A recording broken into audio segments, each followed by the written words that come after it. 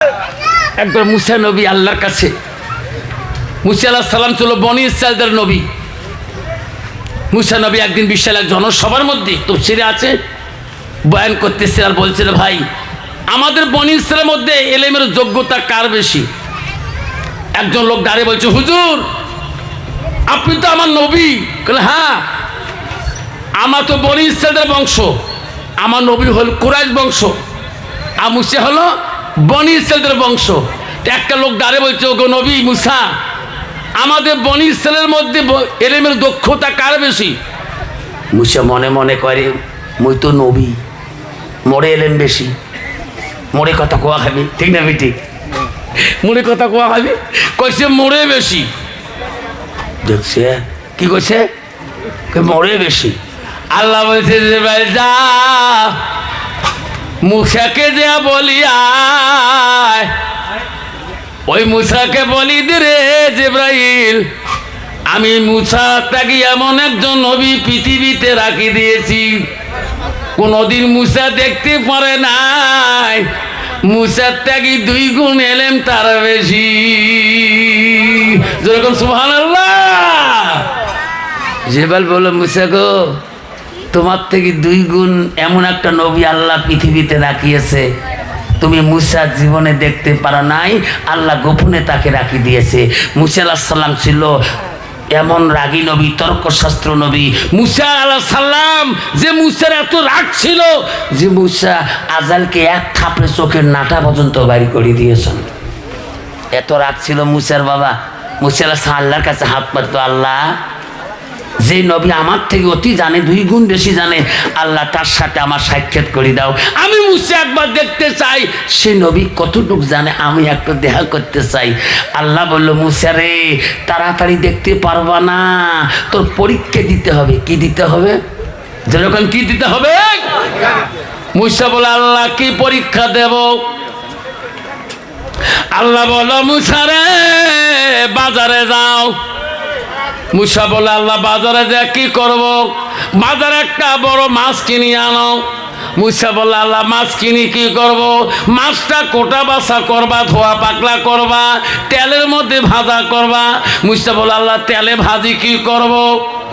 মুসা এই তেলে ভাজা মাছটা নিয়ে তো দূর দূরান্ত পথে চলতে হবে, দেশ দেশে ভ্রমণ করতে হবে, যে দেশে ওই ভাজা মাছটা জিন্দা হবে রে, সেই দেশে ওই আমার ওই নবীকে দেখতে পারবা, যে নবী তো ত্যাগী 2 গুণ বেশি জানে।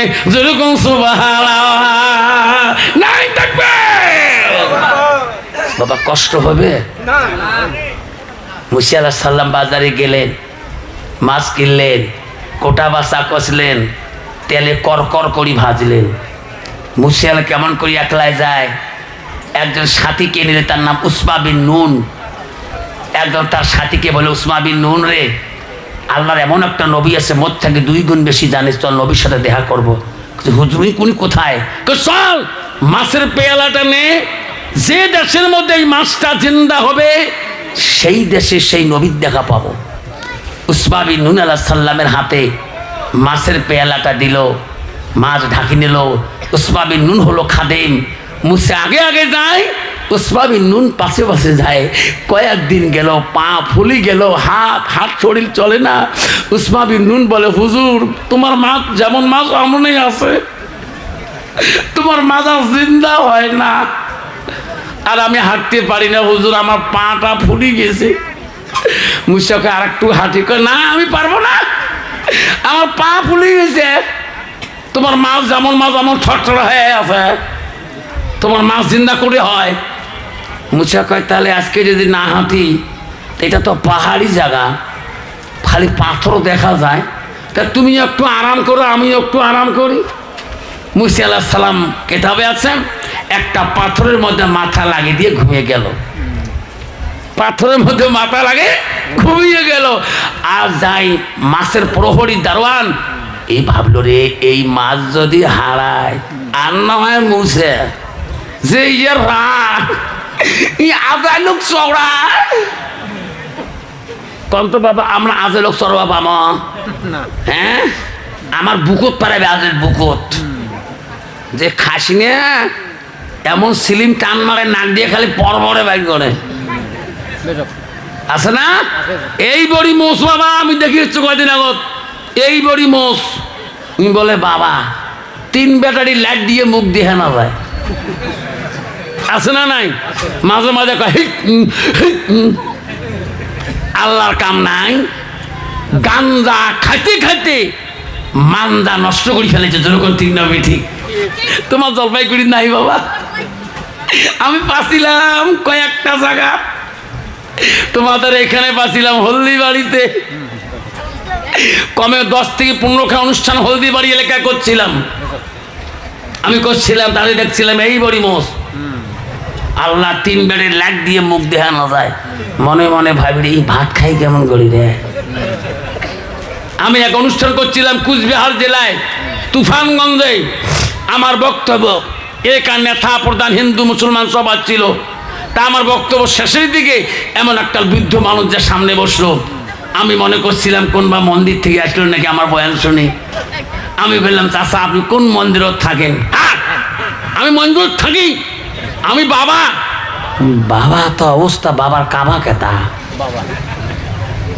মনে মনে কম বাবা যদি বাবার মোষ এত লম্বা মুখ কোটে কমটি ভদ্র ছেলে সবগুলো কমটির যুবক একদম গুড্ডি বিস্কুট আর চা নিদির খাবার মুই মনে মনে কংগ্রেস চা ক্যাঙ্কুড়ি খাইবে রে বিস্কুট ক্যাঙ্কুড়ি খাইবে বয়ান শুনে করে ওই বাবার বিধি খালি তাকান বাবা চা খায় না চা ঠান্ডা হয়ে গেল বিস্কুট ফাটপা নাকছে রে বিস্কুট কেমন করে খাইবে রে দেহ বাবা নেড়া হাতে বিস্কুট নীল ডাইন হাতে মোষ ছড়ায় মুখের ভিত্তি দিয়ান করে ফাপ্পু ফাপ্পু যেরকম বাবা এইরকম আছে না নাই যেরকম আছে না নাই গাঞ্জা খেয়া মান্দা নষ্ট উজু গোসলের ফরজ জানে না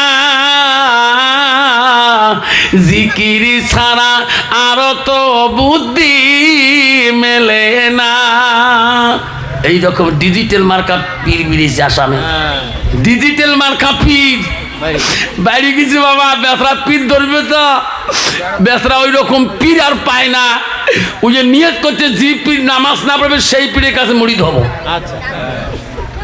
যে পীর নামাজ নাই সেই পীরের কাছে মুড়ি ধরবে গ্রামে খুঁজতে খুঁজতে যে বাজার দেখে এক কোনার মধ্যে একটা লোক দেখা যায় বড় বড় জ্বর মোষ লম্বা আঙুল লাগাইছে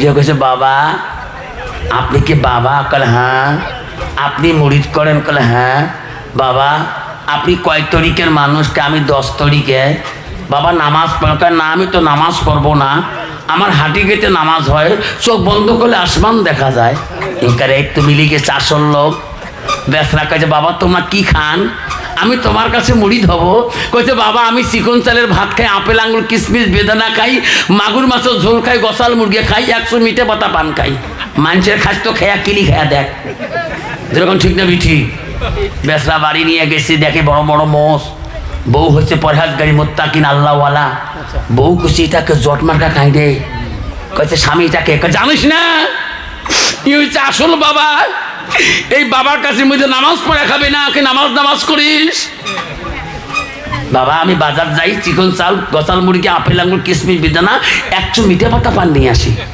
বউ কেছে বাবা একটু গাঁও টেপাটেপি করি দে বউ মনে মনে আজকে জন্মের শিক্ষা দিয়ে দিন স্বামী বাজার চলে গেছে বেসরি ভাত তুলি দিয়ে পানি জাল দিয়ে কানতেছে ও মোর সোনা বাপেরে পিসে কইছে মা কান্দো কে বাবা তোমার জন্য কান্দি কেন আমার স্বামী একটা উপদেশ দিয়ে গেল বাজারে কে একটা শিল আছে গরম করতে বলে শিলটা গরম হইতেছে আপনি যদি মারুফতি লোক হন বাজার থেকে আসে শিলটা তোমার চরুত লাগিয়ে দিবে এই যে তোমার না ঢোকলেন তোমার কাছে মুড়ি দেবে এমন করে 2টা পোড়া দিছে বাপরে বাপ এই শিল যদি একবার গাত নাগে দেয় মুই তো মারুফর টান সবার নেব কিসের আপেল আঙুর কিশমিশ বেদনা খাই ব্যাগ নিয়ে আমি যাং কাকু বাবা থাকে মারি ফেলেবে না আমি যাং বা তুই যা ব্যাগ নিয়ে বাড়ি থেকে বিড়ি বোঝা 2 বিঘে 3 বিঘে গেছে ইয়েতে বেশ আপেল আঙুর কিশমিশ বেদা নিয়ে হ্যাঁ হুজুর কই বাবা কই বাবা তোমার চলে গেল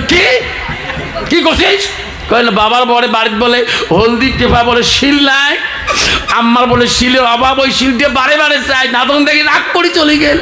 কয় ভালো মানুষ শিলান আন শিলান, দেখ তো শিল নিয়ে যা স্বামীর হাতত দিয়েছে। বাবা ফির বেটা ফির শিল নিয়ে পাশে পাশে দেখা, বাবা ফিরিয়ে আইছো যে শিল। বাবা কয় ভাই শিল তো গরম করেছে বাপ, ও মারি ফেলে রে বাপ। বাবার পাশে পাশে শিল ধরে যায়, বাবা ঝোলা ফেলে দিয়ে দৌড় মারে দোলা দিয়া।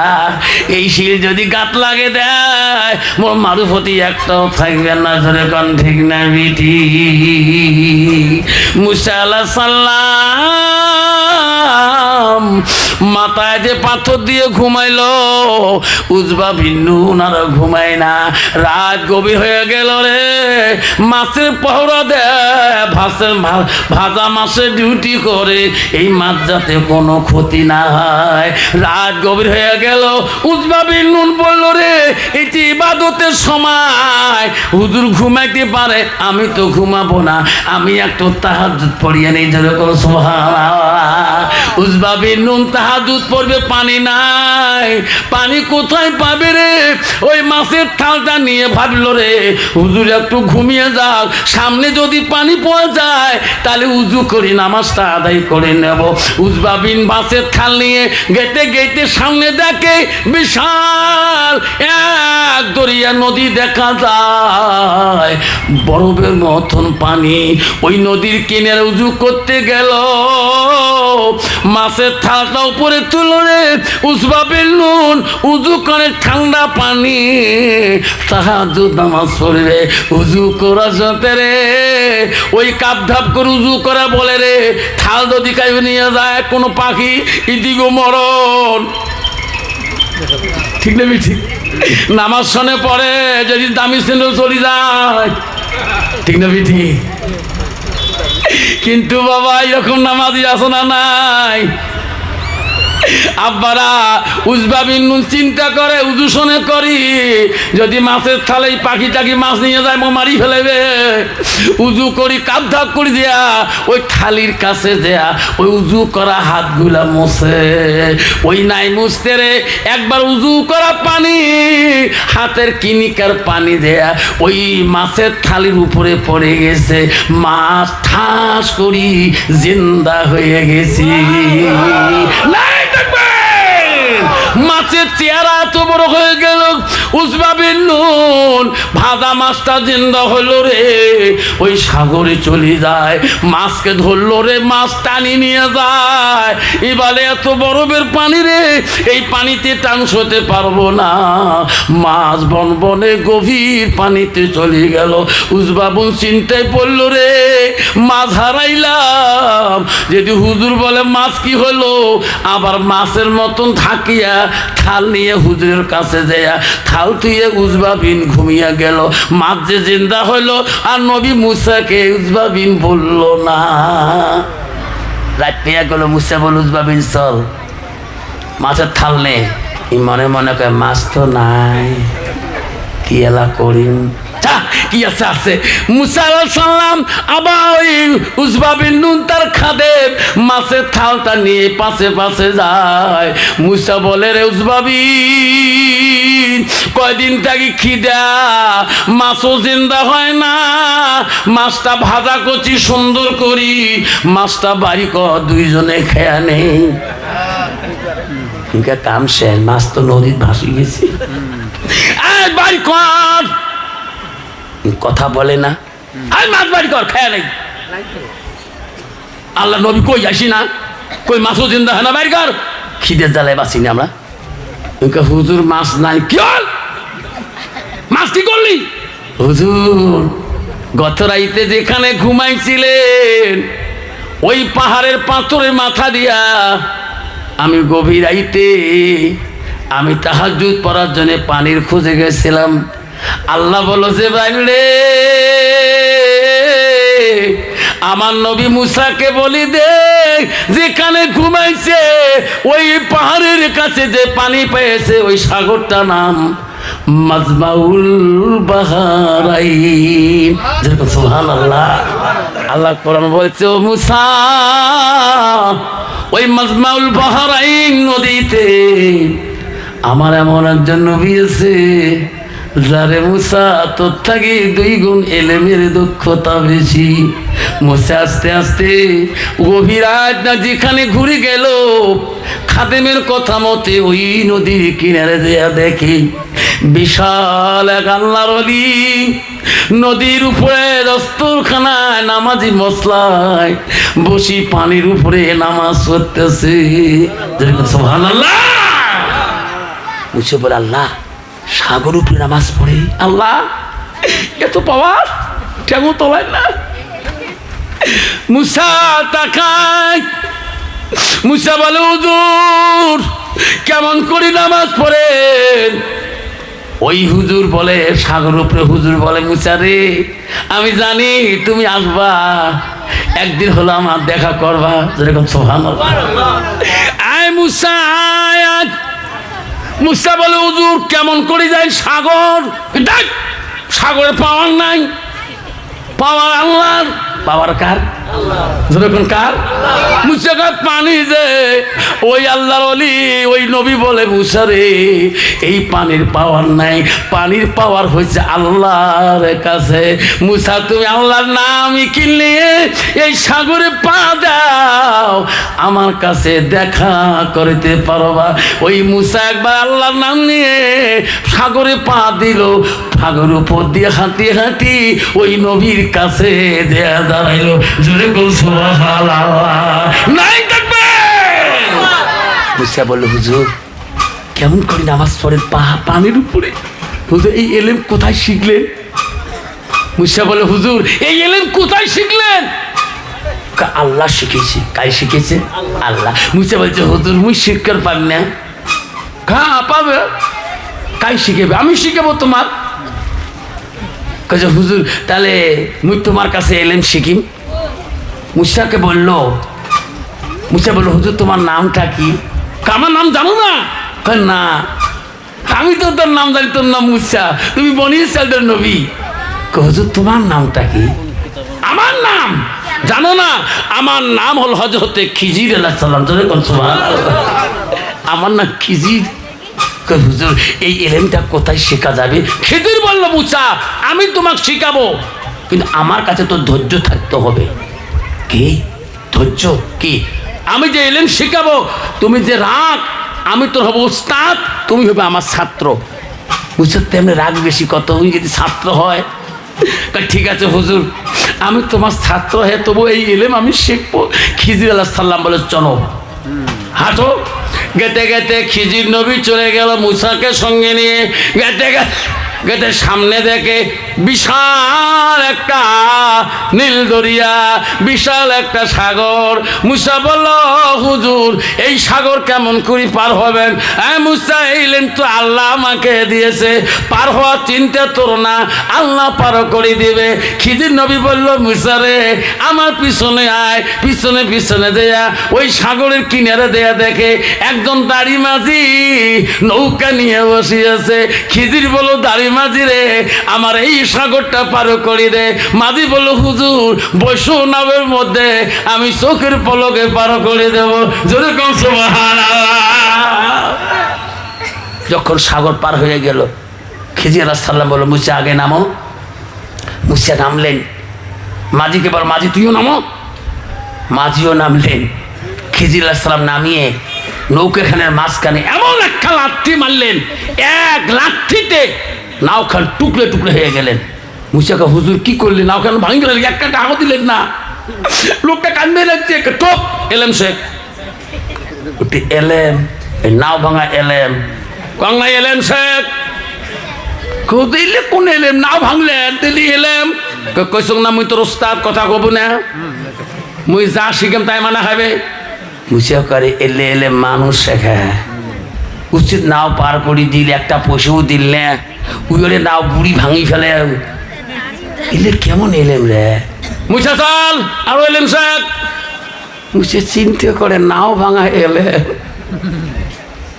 গেতে গেতে গেতে গেতে বিশাল একটা খোলা ময়দান দেখা যায়, বহুত বাচ্চা ওই ময়দানটার মধ্যে খেলাধুলা করে। ওই খিজির নবী বলে, মুসা রে, এই খোলা ময়দানের বাচ্চাগুলোর মধ্যে কোন বাচ্চারা দেখা সুন্দর আছে? মুসা বলল, হুজুর, ওই বাচ্চাটা বড় চতুর, আরি বড় চালাক, এত সুন্দর দেখার। মুসা রে, বাচ্চাটাকে ডাকে নিয়ে এসো আমার কাছে, তোমাকে আমি এলেম শিখাবো। মুসা দৌড়ে গেলেন। ওই বাচ্চাদের মাঝে যে বাচ্চারা দেখা সুন্দর, জ্ঞানী বেশি, বুদ্ধি বেশি, ওই বাচ্চাটাকে ডাকে আনলেন খিজির নবীর কাছে। খিজির আলাইহিস সালাম বাচ্চাটাকে হাত ধরিয়ে এমন একটা আসর মারল, এক আসরে সোয়াটা মরে গেল। মুচে হুজুর কাইলেন শেখ, আল্লাহ সোয়াটা মরি গেল, কাইলেন শেখ। মুচে করে, এটা কোন এলেম রে? এই নাও ভাঙা আর ছোয়া মারা, এমন এলেম তো জীবনে সেরকম নাই। উদের এটা কোন এলেম? চপ, মুই তোর উস্তাদ না, উস্তাদ না। আজকে তোমার এই দেওয়ারি পাড়ার জন্য 2 ঘন্টা তোমার মুই উস্তাদ, যেরকম ঠিক না ঠিক? আমি যখন স্কুলে ক্লাস করি, 82 জন থেকে 70 জন বাচ্চার 45 মিনিট আমি তার উস্তাদ, যেরকম ঠিক না ঠিক? সে যদি ছাত্র আমার থেকে বয়স বড় হয়, তবে 1 ঘন্টা আমি তার ওস্তাদ। আজকে তোমার বয়স আমি ছেলের মতন, আজকে দেওয়ারি পড়া তোমার আমি ওস্তাদ, যেরকম ঠিক না ঠিক? মুসা বলছে, খিজির বলছে, মুসা আমি তোর ওস্তাদ, সওয়াটা কেন মারলাম আরো এলেম সে। মুসা জাহের করে, এই নাও ভাঙা সওয়া মারা এলেম মানুষ শেখে? হ্যাঁ, কোন এলেম শিখে আসবে রে আল্লাহ, আমি এলেম বুঝুন না। আবার গেতে গেতে খিজির বলল, মুসার একটু দাঁড়াও। হুজুর কেন? মুসা, সামনে দেখ একটা বিল্ডিং বালাখানা দেখা যায়, ঘরটা ভাঙি পড়ে গেছে। ও মুসা, হাত তোলে, একটু দোয়া করে দেই। খিজির আলাইহিস সালাম দোয়া করলেন, ভাঙা ঘরটা সুন্দর ঘর বিল্ডিং হয়ে গেলেন। ঘরটা ঝিকমিক ঝিকমিক করে, যেরকম সুবহানাল্লাহ। মুসা বলল, হুজুর এটা এলেম ঠিক আছে, ভাঙা ঘরটা ঠিক করে দিলেন, এটা এলেম মোর পছন্দ হয়েছে। খিজির কইছে, এই এলেমের থেকে ওই 2টি এলেমের গুরুত্ব বেশি। কি?